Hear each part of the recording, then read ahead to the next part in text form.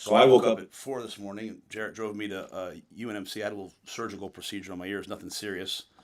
So if I can't hear you and I'm patient or I'm still loopy from the anesthesia, please forgive me. But I do want to say thank you to all that they've been working with me for a while, and just the ability to be able to connect with the people at UNMC and Nebraska Medicine, obviously for our players, but for an old guy like me too. I'm just unbelievably grateful, just the way that they've done that. Want to make sure I say good luck to the volleyball team tonight. They start against Pitt. We did our mock game yesterday, so we took over the training table at like 4 o'clock, and Becca Alec came walking in, and she's like, "Oh, coach, is this closed?" I'm like, "This is open for you anytime, Becca. Lifter of the year, unbelievable person, spirit. I'm such a fan of that team, and all of our teams, but that team, and so excited for them tonight. And I won't be able to go tonight, but I think my daughters have me lined up for Sunday for the Stanford game. Just want to take a moment to thank the Chiefs.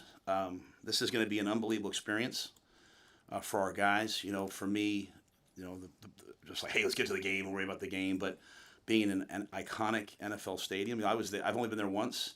That was during COVID, and so it was the first game that there were fans there. I think there were like, I don't know, somewhere between 5,000 and 15,000 fans. It sounded like 100,000 fans after coaching a bunch of games in front of no one. But and really, I believe they have some of the best grass in the National Football League, and they were really one of the impetuses behind us believing that we could grow grass here. There was sort of a thought of, you can't grow grass practice fields, and it was like, well, how do the Chiefs do it? And so just being able to get out there, Coach Reed's been a mentor, to me. Tammy Reed, his wife, has been a mentor to Julie as she was a young coach's wife. And so obviously I don't know that we'll actually necessarily see them. I think Terry Braden has everything lined up. Terry has everything lined up for like a Chiefs reunion. But for us, just to have the chance to do that, playing a great game against Cincinnati, and for our players, but also for our fans. I know we went to the bowl game, and that was an awesome experience. But I know Christmas time, New York City, not everyone could go be a part of it. So now to turn around and have this experience, I have to thank Troy. Obviously Indianapolis would have been a great opportunity, but coming to Kansas City, I think, is going to be absolutely unbelievable. So great experience for our guys to go to Arrowhead, but also hopefully great experience for our fans. So we're excited.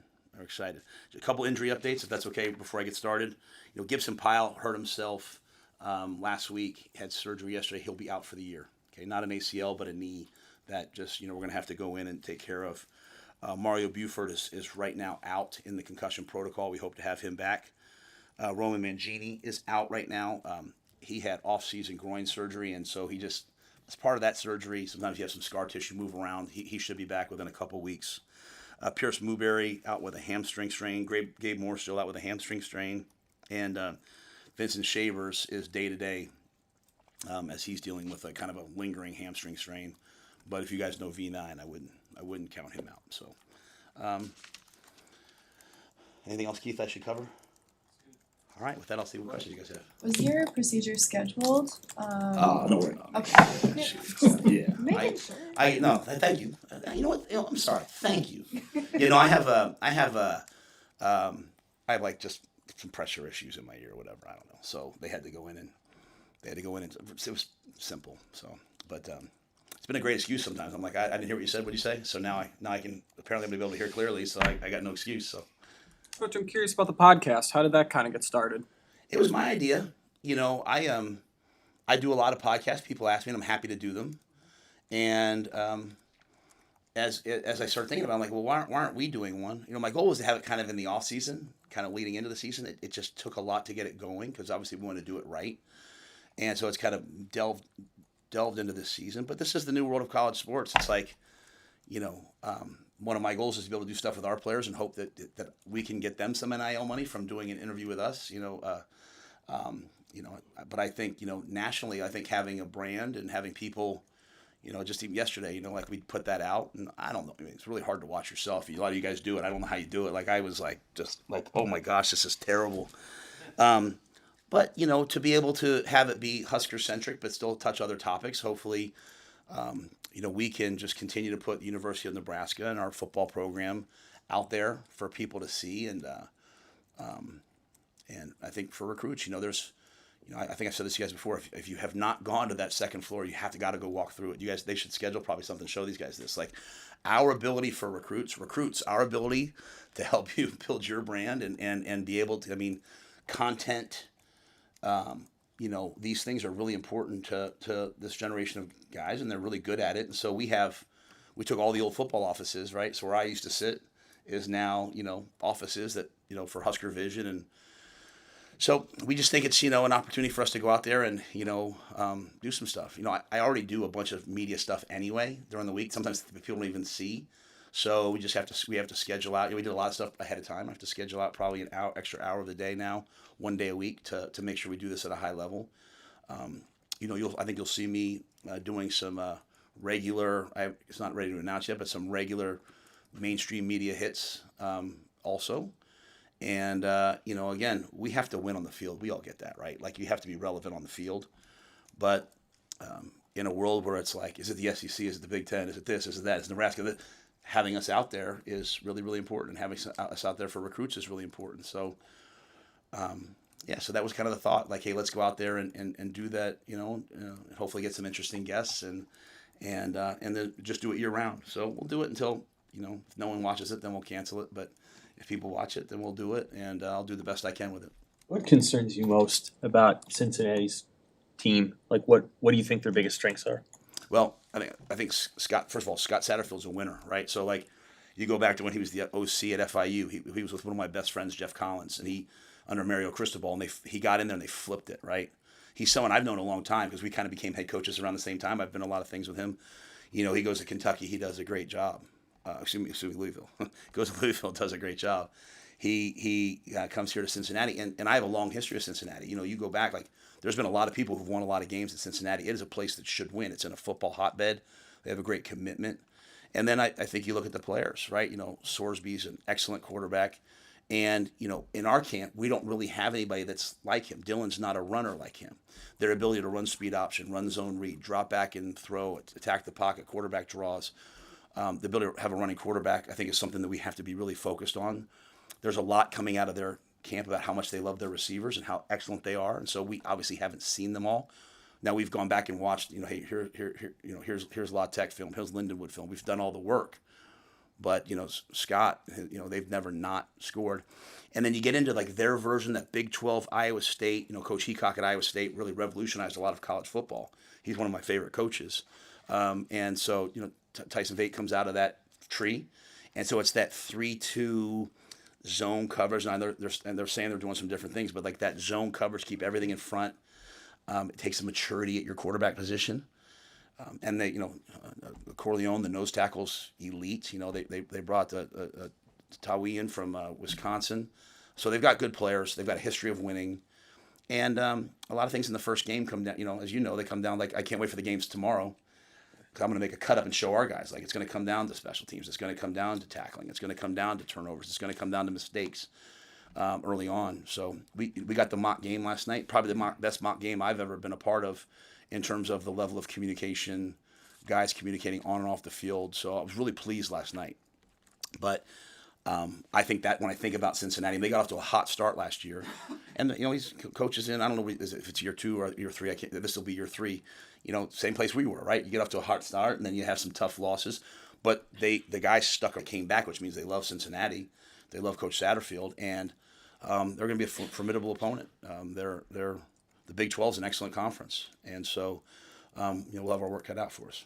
A couple of names among your more high-profile newcomers and where they landed on the depth chart. I want to ask you about Winery and being atop that position at D end, and then Pritchett also and where he slots at left tackle.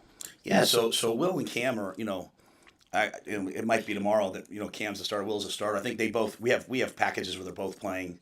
One of Cam's great gifts is his ability at 265 pounds to go inside and rush as a 3 technique. I think he's got, you go back and look 2 years ago, his sacks, a lot of them were like he retraced and make a sack. Cam's unbelievably active. Will is, at 265 pounds, we had the spring game, and then we test guys that next week, which is probably not, after 5 weeks of our spring, the best time to run. And he was 4.62 at 265 pounds. Like, his ability to come off the edge, speed to power, he is a completely different football player than when he first got here. He's a completely different football player than the spring, and he's getting better and better and better. And he's really been committed to the team and to doing what the team does. And so, Pritchett, he's not the starter. We haven't announced a starter, but if we played today, he would not be the starter right now. He's still working on it. And I think the one thing I want to make this, I think as I've talked, I think people are extrapolating out that it's like off the field stuff.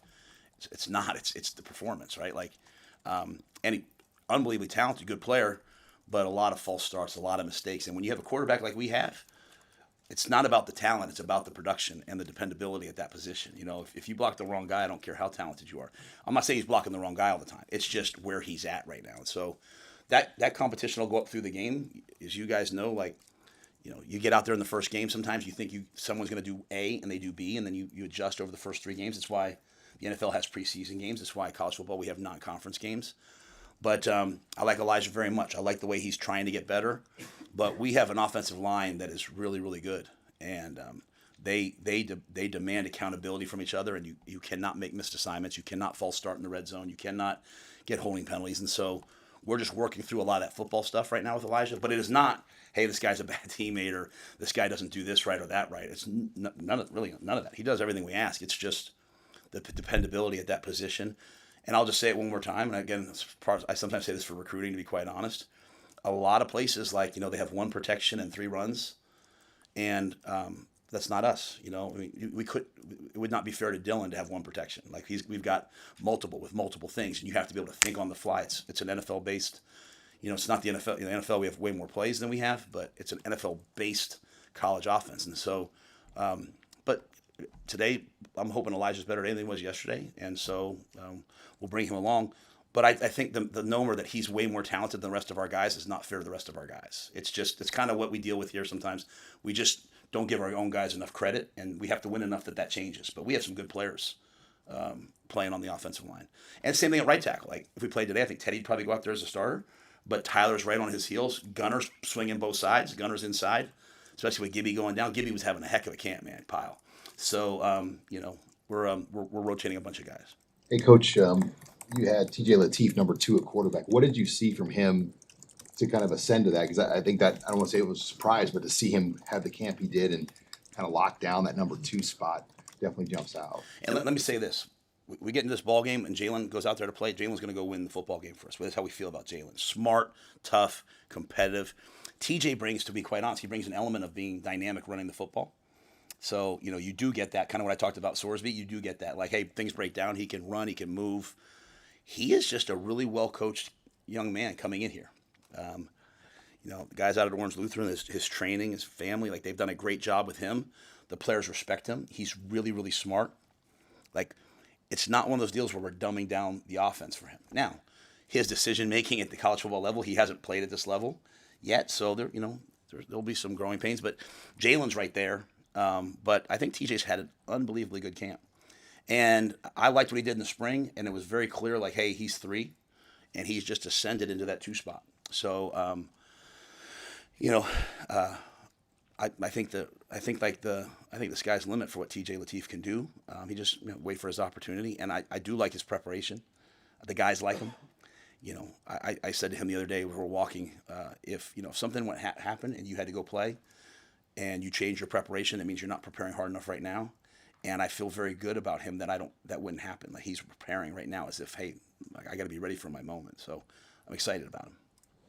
Is the kicker competition more of multiple guys being consistent, or just nobody, I guess, separating? How do you do that? Yeah, I think as a base rule for where we are right now, and again, we're lucky to have Brett Maher here. You have to remember now, Brett kind of came on in the middle of camp last year and kind of ascended into a full-time role. And then he wasn't even able to travel to the games with us early on last year. Like Ohio State, we go out there and we bang the 54-yarder. John makes those 2 kicks. It was really one of the first away games that Brett was able to travel to. And I remember we had the ball, we had that tough call down the left sideline, and then I was like, hey, what are you guys thinking? He'll steal 5 yards, and Brett's like, yeah, he'll make it. And he went out there. So I think Brett being around has really helped the guys. I think if we went out there today, you'd probably see Kyle go out there. I think we're going to continue that through next week. I've never heard what X said before until he started saying it when he got here, the 33, 33, 34. So we're depending on Gallic, we're depending on Camden.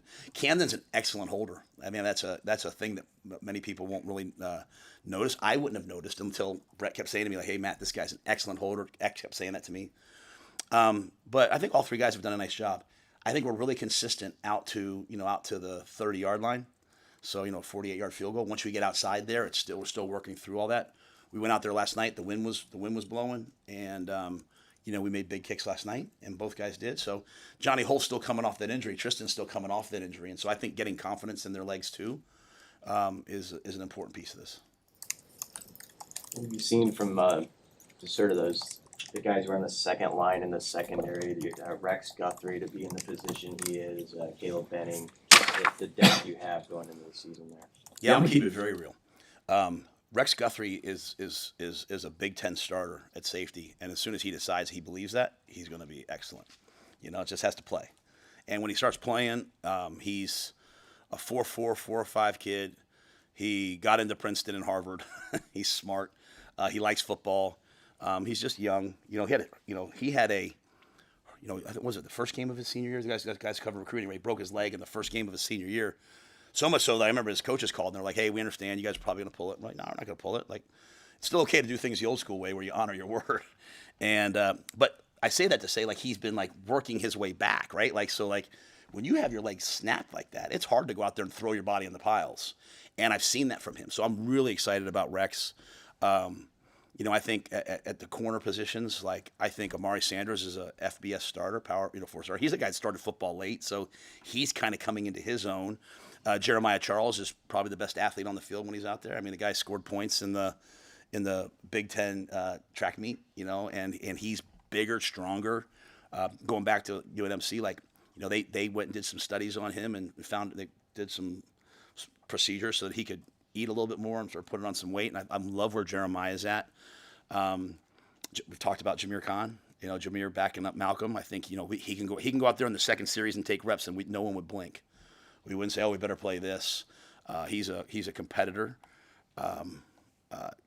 Caleb is an excellent football player. He's kind of like the old school. Like, anybody know Chip Hilton? If I say Chip Hilton, does anybody know who Chip Hilton is? Claire B. Damn. Great. You know? Yes, sir. So great old books about Chip Hilton and three sport athletes back in the 50s and 60s. My grandfather used to give me the books. But, like, that was Caleb. He's playing point guard on the basketball team. He's, he can play tailback. He can play what. There's sometimes, we'll watch him like, man, he looks like a tailback out there. He looks like his dad out there. I never saw his dad play, but, so I'm assuming, he tells me he's good, so I'm assuming he was good. So that's a joke. But Caleb's really, really smart. I think the biggest thing with Caleb is, again, they're just young players, right? Like, getting into the football shape to be able to run and hit all day and fly around, and then, striking and making the plays. But, Caleb got into the bowl game, and he went out there and just competed. Down that last drive, like, we got some guys hurt, and Caleb went out there and played well. Donovan Jones is a starter in my mind. It's just, where he is, and so we have some different packages. So I think you'll see Donovan play a ton, and when he plays at a high level. So I don't know if I'm forgetting anyone there. Is there anyone forgetting that you want me to talk about?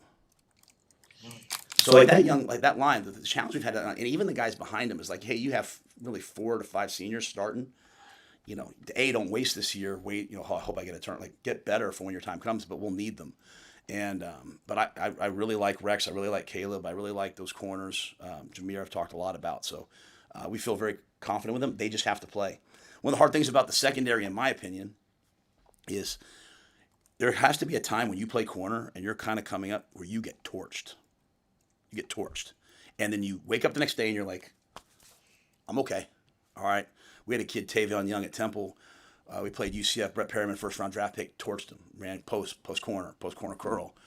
And Tavon came back the next week and then went on and played 9 years in the NFL because he realized, hey, okay, I can play with confidence. And so that young group, I think that's what they have to do. But we have a great first team, and I think that they're going to play really well. We're significantly better, I think, in terms of the way we're playing, technique-wise, communication in the secondary than we were last year.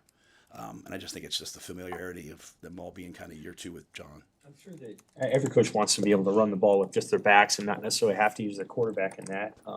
do you feel like you have the kind of line and the kind of backs that can just go downhill even against a power conference team this early in the season? Yeah, I think we have to run the football. I mean, I think a lot of it comes down to like what the defense is in, though, right? Like when you go back and look, like I think I heard a stat. I go back and rewatch last year's games. The TV copies a lot. I don't sleep great, so when I can't sleep, I put those on. We had a young lady that like went on vacation with us to babysit the girl's son, and she was like, "Why are you watching the Iowa game?" Like she couldn't. She was like, "That seems like a miserable way to spend your vacation." And I'm like, "Yeah, you don't watch the past to shame yourself. You do it to learn, right?" So I watched that a lot, and I think in one of the games they said something like, "Hey, we were one of the most blitzed teams." And it was probably because of the lack of balance in terms of, hey, we were really running the football a ton and not throwing it, so you invited a lot of pressure. So I think the biggest difference for us though now, Sam, is like if you are going to bring a ton of pressure, like we have some runs we like versus that, but we're not going to run the ball into unknown boxes all the time. We can attack that in the passing game, and I think a lot of that's just purely just Dylan, right? Because what's the other way to do it? You go like this, clap, you look to the sideline. What's the call? Oh, it's two. Well, I mean, that's kind of an antiquated way to play football now with the headsets and all that. So we have a quarterback that, he can see where we're in. Danny gives him a ton of freedom. We can get to the right play call. But in terms of just moving people, you never know till you get out there. And this will be as formidable a front seven as we're going to see. I mean, the Corleone kid is fantastic. I mean, that's like Dana was talking about. They played him at Houston, and like the first play of the game, he knocked the center back, put him on his back, and the kid didn't play the rest of the year. So I mean, this is a big time football player. The linebackers can run; they're physical, and the scheme is a really difficult scheme. It's a scheme that if you don't go against all the time, can be really hard because the angles. When you play 3-2 and there's a guy behind, like you're zoning this way to go back to a guy this way. It's what we did at Baylor, because it's the way to win in the Big 12 in my mind. So, but I do have a lot of confidence in our offensive line. Growing confidence. We have some really athletic tight ends who are really wideouts. They've got to get in there. They've got to block. You know what I mean? They've got to block these guys. And I think Emmett's had a breakthrough in camp, I believe. I think Emmett's taken a huge step in terms of just lining up and running the football. And I like the other backs. You talked in your conversation with John Gordon about self-improvement and that journey that you've been on this offseason. How much of that and in what ways is it meant for your players to see and to use as an example in their own lives? I think one of the ways to connect to this generation of young people is to talk a lot about your imperfections, because they live in a world of perfect. And I said it earlier, it's from a book, Hidden Potential, that I've been reading by Adam Grant, but it's like, it talks about perfectionism, and there's like three things, it says not to be a perfectionist. And basically what it says is like, you don't study your mistakes to shame your past self. You do it to educate your future self. And so I think taking on that growth mindset, that, that white belt mentality, as they say, that there's all these different words of saying it, is really important. And so I think when our coaches all get up and speak, they quite often speak a lot about their failures in their past, because it's really the key for our guys. Is like, hey, every failure brings you closer to success. So for me, I'm not savvy enough as a podcaster to be thinking like, hey, my player, like I'm honestly in that moment probably talking when I get up here, as I'm sometimes speaking to the team, sometimes, but I just think that's who and what we're going to be. We're still one of the youngest teams in the Big Ten, and so like our D line is going to grow into who they are. Who you see next Thursday night better not be who they are in 2 months. And so there's going to be a lot of like, hey, I learned from this, I grow from this, I learn from this, I grow from this. For me, it's unique. Like I have Dana Holgerson on my staff, and he's running the offense. Does he need me in there with him every day? Hey, I think we should know. Now, do I still have to be the head coach and have an overall vision? Yes, but it's even like talking about practice schedules, even talking about like, hey, what to do this week. Having someone that brings truth to power and I really respect has helped me like rethink everything. Like, don't do this because it's what we've done. John Butler's smarter guys I've been around, right? So like talking with him. So I think it's all those things maybe. But every year, Mitch, I go into the team. I say, this is what I think we need to do better. And I always tell the staff, this is what I have to do better this year. Like even, even in my relationship with the officials, like, getting on the Big Ten officials has not helped us in 2 years. We haven't got the benefit of the doubt very often, and so it's like, all right, well, maybe we'll take a slightly different tack this year, because I still always want the players. I feel like when the head coach fights for the players or the officials, the players are quiet and they don't say a lot to the officials. I mean, like if you watch our team, you've never seen a player start arguing with the official. It's always me, but I think like I'm always evaluating that. I'm always evaluating the analytics. I'm always evaluating our decision making, right? Like it's always a conundrum. It might be still the medicine, but I'm in a very honest state right now. Like here's a very difficult decision for me. I think Archie's going to be an unbelievable pooch punter. So you need to get 4th and 6 at your 48-yard line going in. And if you like your defense, right? 4th and 4. And the analytics say, hey, it's your call. Do you pooch him down there? Because you say, hey, I have this unbelievable punter. And when you have the ball inside the 10, usually the defense scores before the offense. Or do you say, hey, I've got Dylan, I put the ball in his hands. And so I've sometimes gone back and forth on those things. And so I think a lot of it is making decisions and then going back and looking at them. So, but I think I try very hard with the team to always be like, hey guys, I do not have this figured out. I do not have it figured out. And I think that my willingness to do that in my 13th year of this is probably the one thing that connects me to the guys more than anything else, because I wouldn't have done that at Temple. I'd have been like, shut up, I got it figured out, even though deep down inside I was crying on the inside. So When did you shift that perspective? Like, I just think it's growth. I think we all just kind of grow, right? Like, I think when I came back to college football, I recognized, as I was watching the young men, especially post-COVID, like coming into the NFL, I saw a lot of guys that were like, I just thought were like mired in like fear of failure and doubt. I think that, you read Pete Carroll's book, Win Forever. It's what he talks about. Everything he does, preparation, competition, is all to help us go play the way we're capable of and not be beholden to, fear, doubt, fear of failure, fear of what people say.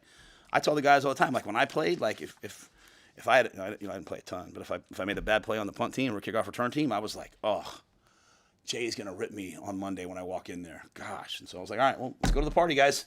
I'm gonna get my tail chewed. Now it's like the kids walk in and I literally have to say to them like, hey, don't go look at your phones at halftime. Don't go look at your phones before you come up and do the like, because it's just instant feedback and not always real happy is right here. And so it's just a different world. You can't complain about like, oh, this isn't fair. It's just the other team has to deal with it too. But I think just having a different level of empathy and a different level of understanding. I think it was in that podcast. Was it in this podcast that I said talk about these questions I ask my son sometimes? Like I read that like, and I asked my son and I hey, what's something I don't understand about your generation? And I did it to my daughters, and it's really, really interesting the things I hear. So I then take it back to our players, and it all stems from me. Like my first year at Temple, we went to Idaho and we lost, and I was so freaking pissed. We were 0-4. 0-3, but our guys were walking in. I remember Sharif Finch, who played a long time in the NFL. He was like walking in, and he was kind of like this, and I was like, we're not sheep, we're lions. I'm getting ready to give this like, you get your heads up. And Bryant was there, and Bryant at the time was, I don't know, he's 20 now, he's probably 8, 7, I don't know the exact year. And Bryant came walking by, he had this exact same demeanor as Sharif, and I was like, don't be the enemy, be the good guy. Like, hey, we'll learn from this, we'll come back. And so I think as a coach, when you have older kids and you start seeing the things your kids deal with, you start extrapolating that back to your players. And so I just think it's a growth process. Maybe I'm maturing. Maybe it's empathy. You have to be careful, though. I also have seen some coaches at my age start to become like too grandfatherly, and then you don't have high expectations. Like, we're going to have high expectations and high standards. But I also want to have a sense of understanding as well. You talked to Coach Darlington. That was great. And he mentioned that his guys were always expecting to win. Where are your guys at in that, or do you not know until Thursday? Where are you at with that mindset with the team? Yeah,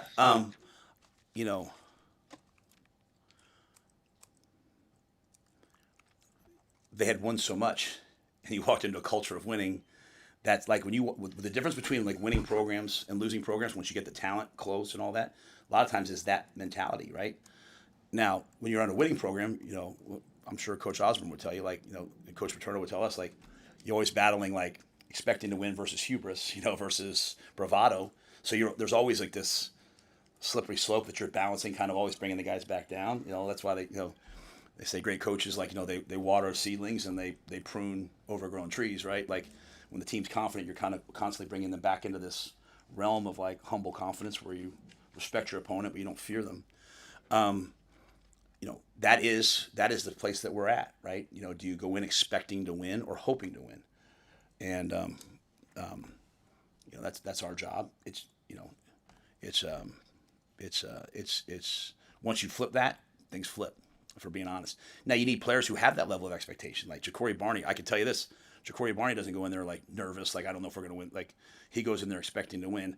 I think the biggest piece is like getting guys to stop thinking about winning and start thinking about playing to a standard. Ron always tells a story, Ron Brown, about one of his first years here, and they went and played UCLA, and I think they won the game, but they had 5 turnovers, and he was in the locker room celebrating, and the older coaches, the Milt Tenopers and those guys were like, what are you doing? This is not what we do. It wasn't about winning the football game. It was about the standard level with which we play. Those are the things that we preach. At some point, they have to just go into action, right? So, I'm always very hesitant when people talk about, well, we expected to win, we sometimes romanticize the things that happened in our past. Like, we all, I don't care who you are. You go out in the field, I'm walking out in the field, there's gonna be a knot in my stomach, like, oh, geez, because that's what lets you know it's worth doing. So what lets you know that this is worth, there's a lot on the line here. But I will say this, I think our team's where they are mentally and the growth they've made is outstanding. I think we have a ton of winners. One of my coaching maxims I'll say all the time is find the winners and get them on the field. Don't find the talented guys, find the winners. I stole that, I think, from like Vince Lombardi's, for full disclosure, or Newt Rockne, is one of the great coaches. But I do believe that. So like you put a guy like Dylan out there, he always expects to win. And then it's about dealing with the frustration when things aren't going well. I go back, last year, 13-6 against Ohio State. It was like a Baptist revival in the locker room. They were so excited. 13-7 against UCLA, and it was like a morgue. And I know I can't pull them out of that. That's not my job. And that's their job, right? And as crazy as that sounds, I trained them all year to be prepared for hard things. Now I got to trust the training. And so I'm very happy, though, with where we are. I'm very happy with the way that they've approach things. Like we invited the band out yesterday in the middle of our mock game to start playing, and they were awesome. And like our guys ran over and they're like dancing and singing, and Ja'Cory's screaming "Go Big Red!" And then one song's over and they sprint back to the sideline. They're like waiting for them. And I was like, no, keep having fun. So like they're like their minds are right. It's just you got to get in the games. You got to live with the highs and lows. And who are we going to be when we're down 17 in the fourth quarter? The great teams, they have a smile on their face and they say, let's go win the ball game. And that's where we're working towards. Maybe it's because of Gibson Powell's injury, but what have you seen from Grant Bricks and him maybe backing up Rocco right now at right guard? Yeah, Grant's grinding. He's working. He's developing. He's an amazing character, in terms of his integrity. He got hurt at the end of spring and had to have a little summer procedure on his knee. So, that not limited him, but like he had to overcome that. But yeah, he's in the 2 deep and he can play tackle. He can play guard. He's big. He's powerful. He's strong. He is another example of exactly what I just said. Just got to get in some ball games, play, and have some confidence because he's got all the tools and all the character to go do it. I'd say the same thing for like Preston, Tamua. Like they both have the talent to do it. They just got to go out and play. You guys actually, I think in the 2 years you've been here, you haven't faced a lot of running quarterbacks. Not that Swordsby can't throw, he can't, but you have to refresh your defense on like the keys when it comes to guys that could pull it 15 times if they want to. Yeah, that's a great question. I think there's 2 components to that. Number one, it's the pocket discipline. Like you go back to UCLA last year, like we bring a blitz, we come free, we miss the tackle, and the quarterback from UCLA runs for like 60 yards, right? So those are things we talk about all the time. And I think Dylan's commitment to running, and I talked a little bit about TJ, they see a lot of that. But when you're playing man or you're playing like a match quarters, everyone's back on defenses facing the receivers. They're not looking at the quarterback. So if he gets out the offense past the D line, so we're always working on what we call level rush, getting to level the quarterback, coming back underneath, red zone, keeping the quarterback in the pocket. So I'd be very disappointed if we don't do that. In college football, what you see very different than the NFL. Some Terry's had to learn is a lot of quarterbacks drop back and then they roll to their right real quick so they can see the field. So we talk a lot about that. It's the other part. It's the speed options, like who has the quarterback, who has the pitch. It's the zone reads, like, hey, we have movement. Who do you have? Those are the things that, like, they're not seeing a lot from us in practice. And then you get to weeks like this, you have to really be prepared for it. And I think as you look ahead to us, and I'm not looking ahead, but, like, to your point, there's not like you're sitting here facing 4 or 5 Big 12 spread option teams. So it's not, it's just, hey, this is a Cincinnati thing. And it's a credit to Swordsby because, like, he can RPO you. He can drop back and throw it. He can drop back and run, and then he can do the design run game. So you're seeing the total picture from him. Hey, Coach, the travel route, how do you go about it for this game? Are there limits? How many guys do you take down Wednesday, and then can you bring the rest of the guys down on Yeah. Thursday? I think it's important for our team. I think one of the things sometimes we do is like we try to make, we make mistake we can make is try to make everyone feel good. And I do think they have to have a sense of like, hey, here's where I am. Like you need to know like, hey, I'm not on the travel roster or I am, so that you can fight your way back. You can know exactly where you stand. Coaches tell players exactly how they feel about them on game day. How much you play is what he thinks, right? So I wanted us to be unbelievably honest. So 74 is the Big Ten limit. We'll probably get to like 80, especially with some injuries. And then on game day, we're going to bring down the rest of the team. Now, there's a couple guys like we've been trying to figure out like Bly Hill, Gage Stenger. These guys are on crutches, and I know they want to come, but those guys will come down on the day of the game. Every guy on our team has worked really hard. I'd like them all to be there and have this experience.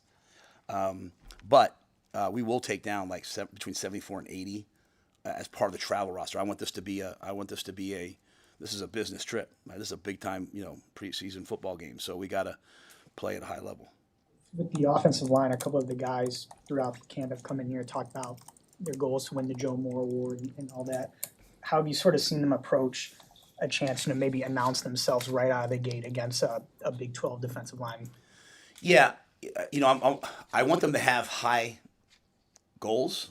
If you're on an offensive line, you don't win the Joe Moore Award. If you're a punt returner, you don't want to win the Blitnikoff. If you don't want to, not the Blitnikoff. If you don't want to win the Jet Award, if you don't want to, if you're a receiver, you don't want to win the Blitnikoff. Then like, what are you doing, right? You're supposed to have high expectations. To me, it's really about the execution. Ideas are easy. Execution's everything. I get very nervous, from being honest, when they start talking about like announcing themselves. And that's very much a thing nowadays. It's like, just play well. I want to win the game, but it's not about the score. It's like when I get on that, we're busting down and we're flying back. When I get on that plane and I take the iPad out and I watch the tape, I want to see what I see in practice. You know what I'm saying? I want to see the same technique. I want to see the same attention to detail. I don't want to see guys doing new things. I don't want to see guys coming out wearing a special shirt, a special streamer. It's game day. I got to do it. No, that's exactly what's wrong. Like the first play is as important as the 50th play. Tuesday practice is as important as the plays on the game because when you start doing other things, But I think we have to play well.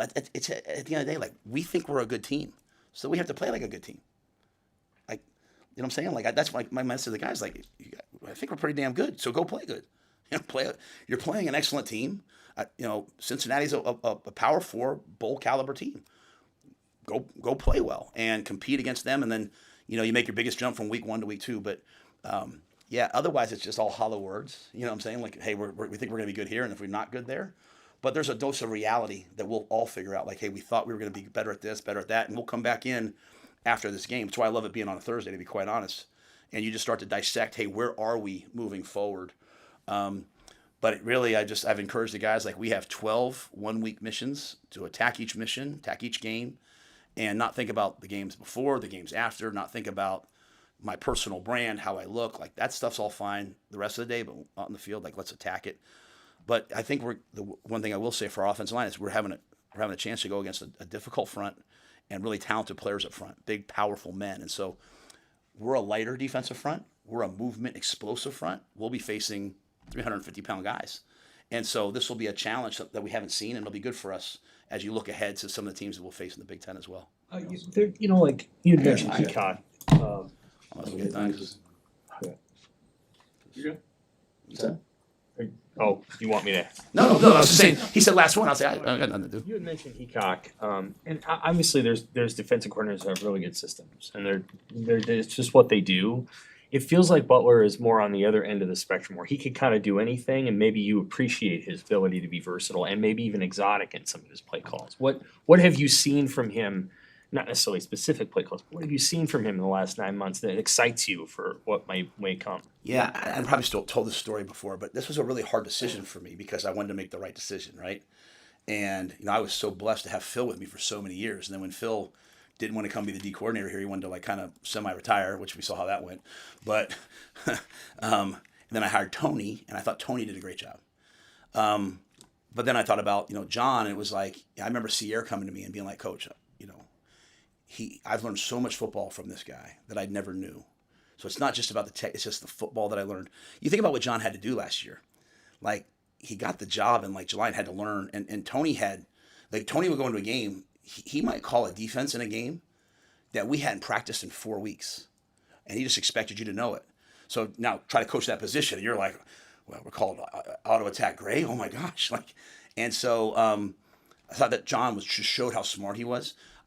John grew up he's a quarters based guy. That's what they did in Buffalo, and that's not really who I want to be, just from a philosophical perspective. And so he's adjusted, and he's been brilliant in that. So I think he could coach anything. To your point, he was a great. When I first met John, he was one of the top special teams coordinators in the country. He was at South Carolina. He was coming up, and he wanted to get out of that world.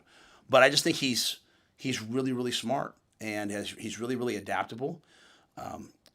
I think the hardest thing probably for him is just adapting to the college game. Who they are as a freshman is not who they are as juniors, and that's not really the NFL. The NFL, like, you are who you are. And so he's just adapting to that, and I think he's done a great job of that. With the mobility factor with Sorsby, and you mentioned TJ being dynamic in that way, are you relying more on him to give you that look in practice of what Sorsby can be, or is it a mix between him and Jalen? So when we go over, we do like trade, which is like ones versus twos. We do ones versus threes. So like all those guys get reps. So TJ gets reps.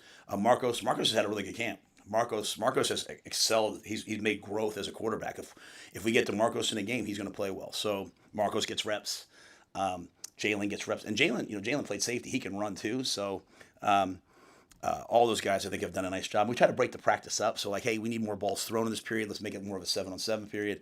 Hey, we need to work on caging the quarterback. Let's make it a live period. We'll thud the quarterbacks this week. We'll have them in blue jerseys, and we're hitting the quarterbacks. Not Dylan, but like TJ and those guys, they won't get tackled, but they'll get hit, because I think that is a hard skill to translate from preseason, right? Like, you're in preseason, and you beat somebody clean on the O-line, and you literally like take 2 steps and veer to the left, because you don't want to get yelled at by Coach Braden, and all of a sudden now you got to go in there, you got to hit a quarterback that ducks or whatever. So I think that's always something to keep an eye on, I think, in the first couple games. But we'll use all those quarterbacks to get that done. And Luke Longvold's a really good athlete too. Luke does a nice job for us over there. Can you speak to the offseason? I mean, this is a big moment for everybody, and reflect on the extra practices for the bowl games, guys working out on their own, team meetings. I mean, it's just a grueling process, and now we're here. Well, yeah, I think the bowl game was, I'm hoping that the questions I'm getting at the end of this year, next year, are like, hey, what was the turning point? And I'm hoping that we've turned, right? If it's like, hey, what do we need to do moving forward? I'll be like, dang, I haven't gotten it done. So I'm hoping we say, hey, what was the turning point? And I really believe it was post-portal, the guys going to New York City. As uncomfortable as even that was, in terms of like, hey, if we would have gone to a bowl game in Florida or somewhere else, where like maybe like the fans would have been everywhere, and the families would have been easier for, like, a lot of the families, like, they were staying like an hour away and coming into the city. So it kind of turned into like a sequestered, like, it's just kind of us, an hour bus ride to Fordham. We were reflecting on it yesterday, going to the 9/11 memorial. I've never been more proud of a team, because I remember Ty Robinson. I think he was the only guy alive when 9/11 happened, and that was a very special moment for me. There was people that I knew that had passed away, people that there was a Father Michael Judge, who was like really important to Julie and her family when her sister died on TW 800, and like seeing his name was like emotional. So like that was an emotional moment for people like me, and seeing the solemn nature and the respect our players had there and the community, I was like, I like this team. I've said it a couple of times. I didn't always like the team last year. I loved them, but I didn't always like them. It wasn't always a fun day walking in the building, and I loved the team. Susan will remember her telling me, like, being on the sidelines at the bowl game right before they came back. So it was kind of in a moment where we kind of had the game in control. And I remember her saying, Ty and Nash being like, this is so much fun because everyone's here, wants to be here. And so I think that was the turning point, like going up and practicing, on Joe Moglia Field at Fordham, and being in the snow. And so I think that was the turning point. Phil he does a speech to the guys. It's like, in a football game, I forget the time. It was like 6 minutes a game that you play, like, and it's like on defense. And he calculated the off season, and it's at least 540 hours of practice and meetings that you put in to be able to go do like 6 minutes of football. And it's just, like a game, and like throughout the year. So there's a lot of investment. What I'm excited about is they've done it. They've worked hard. They've worked really hard this training camp. There's a lot of things that we talked about, belief and confidence, that are the next phase. But even yesterday, there was an issue with a player, and they're like, he was late for the players only meeting. And I was like, what was the player? It wasn't like they came to, like, used to be, most times they're like, hey, Coach Rhule, can we have a players only meeting? Dylan just called, hey, we're having a players only meeting. And so what does that mean? It means that there's an investment, there's a caring factor. When I say it's hard to play here, it's hard, the expectations that we have, I say that in a very proud way. I want the guys to feel pride about what we do. And then when, they talk to Ty or whoever, and they come back and they say we're more prepared than the other guys, I want them to feel that. Now we just have to go and have that pride show up on game day, and by playing well. Anyone else? All right, thank you guys for everything during preseason. Appreciate you guys. See you next Thursday night.